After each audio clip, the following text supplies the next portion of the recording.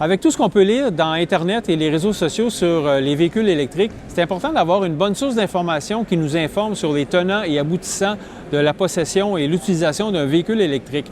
Alors, on a rencontré Simon-Pierre Rioux, le président de l'Association des véhicules électriques du Québec, ou l'AVEQ de son petit nom, et on l'a rencontré ici au Salon du véhicule électrique de Québec.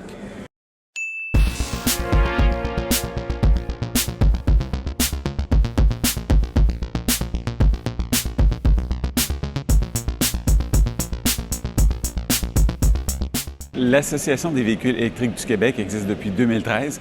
L'objectif, c'était vraiment de renseigner les consommateurs à bien acheter un véhicule électrique, leur donner les informations nécessaires pour pouvoir faire un choix éclairé. Puis, il n'y avait pas beaucoup d'informations dans le temps, donc c'est certain qu'au fur et à mesure qu'il y a des nouveaux modèles qui ont été amenés dans le marché québécois, on a vu qu'il y avait une demande pour autre chose que juste de l'information sur les véhicules électriques. Les gens voulaient les essayer, les gens voulaient avoir de l'aide aussi. Aussitôt que tu as une auto électrique, tu te poses des questions, tu te dis comment je vais faire, j'ai un problème avec ma borne, mon auto ne fonctionne pas super bien, est-ce qu'il faut que j'ai des pneus spéciaux en hiver, etc. Bien, on était là. Donc, on répondait à travers des forums, on répondait aux courriels. Puis ça a évolué avec le temps où on a commencé à avoir, on a des membres maintenant à qui on offre de l'information, mais on va aussi offrir des rabais. On va leur offrir un support. Donc, il y a un programme qui s'appelle le Jumelage Plus, qui permet aussi aux gens de pouvoir poser leurs questions lorsqu'ils ont des problèmes. Puis, est-ce que justement le programme de jumelage, est-ce que ça permet aussi de pouvoir réserver comme un essai avec un bénévole, avec un véhicule électrique? Oui, il y a deux programmes de jumelage. Un jumelage de base puis un jumelage avancé pour les gens qui ont besoin d'informations. Jumelage de base, bien, c'est que les gens qui veulent pouvoir conduire un véhicule électrique, qui ont pas eu la chance pendant un de nos événements routiers de faire un essai, bien, ils peuvent contacter un de nos bénévoles, puis directement one-on-one, pouvoir leur poser des questions, pouvoir essayer leur véhicule. Puis, tu sais, c'est VIP. Là, on se sent bien spécial quand on fait ce genre d'essai-là. Tout est gratuit. Puis, il y a des gens qui vont dire, j'ai pas vraiment besoin d'essayer, j'ai déjà essayé l'auto, c'est que j'ai des questions plus spécifiques. Bien là, ils peuvent avoir une interaction avec un propriétaire, justement, du modèle qu'ils choisissent. Souvent, les gens vont choisir un véhicule, puis un propriétaire qui est dans leur coin, dans leur quartier, etc. Donc, ça crée aussi des amitiés en même temps. Le programme Jumelage Plus, lui, ce que ça permet, c'est que quelqu'un qui achète un véhicule puis qui se dit « j'ai des questions, je ne suis pas tellement sûr », on peut le parrainer avec un propriétaire qui va pouvoir l'aider pendant les prochains mois, etc.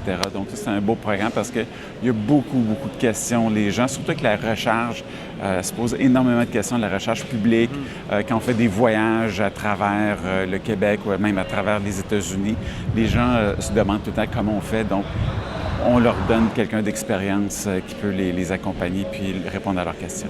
On m'a parlé aussi d'un nouveau programme, on pourrait appeler ça comme ça, du relais électrique.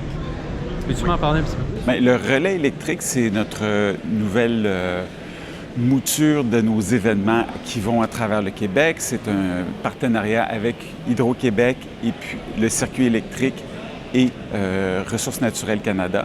Ça nous permet d'aller à différents endroits, qu'on parle dans les petites régions, on essaie de rejoindre des sportifs, on essaie de rejoindre des grands événements aussi. Donc, tout le public qui a des questions, bien, peuvent venir à un de nos événements du relais électrique.